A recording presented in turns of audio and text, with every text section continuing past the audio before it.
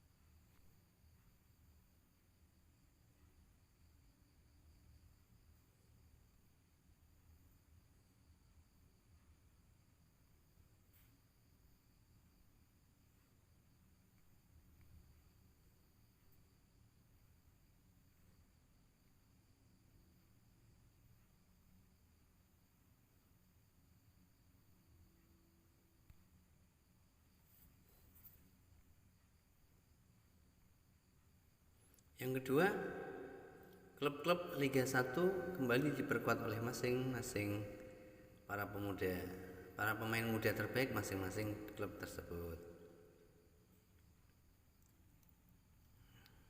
Yang ketiga, pemain yang cedera bisa fokus pada pemulihan.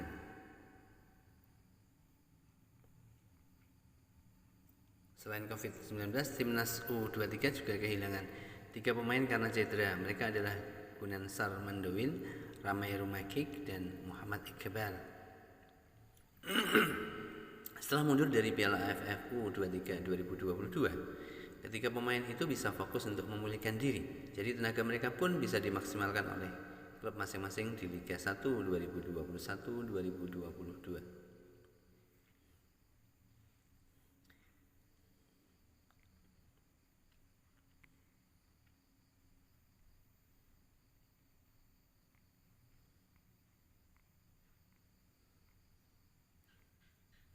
Yang keempat, pemain yang terpapar COVID-19 bisa fokus untuk sembuh.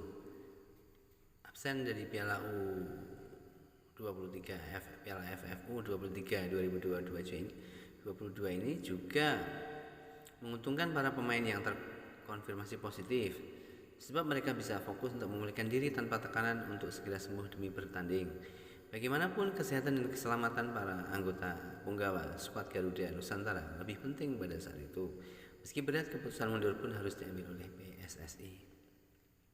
Jadi keputusan yang bijaksana.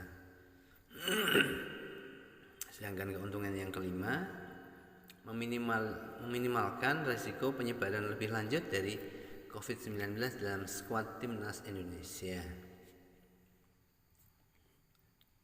Sebagaimana diketahui, beberapa waktu lalu 7 pemain timnas Indonesia U23 terkonfirmasi positif COVID-19. Mereka adalah Ronaldo Kuateh, Muhammad Ferrari, Braif Fatari, Taufik Hidayat, Irfan Jauhari, Ahmad Figo Ramaldani, dan Cahya Supriyadi. Selain mereka ada 4 pemain lain, yaitu Alfiandra Dewangga, Kenta Alparido, Muhammad Kanu Helmiawan, dan Marcelino Ferdian yang masih menunggu masa inkubasi, sebab mereka satu kamar dengan pemain yang positif COVID-19. Lalu ada juga satu official tim yang positif COVID-19. Jika memaksa mereka mengikuti Piala AFF U23 2022, resiko bertambahnya jumlah kasus positif di skuad timnas Indonesia makin besar. Oleh sebab itu, mundur dari turnamen dinilai sebagai keputusan terbaik dalam situasi pandemi COVID global tersebut. Demikian, paling tidak ada 5 keuntungan yang bisa didapatkan oleh timnas Indonesia U23 dengan batalnya mengikuti turnamen Piala AFF U23 tahun 2022. Jika masih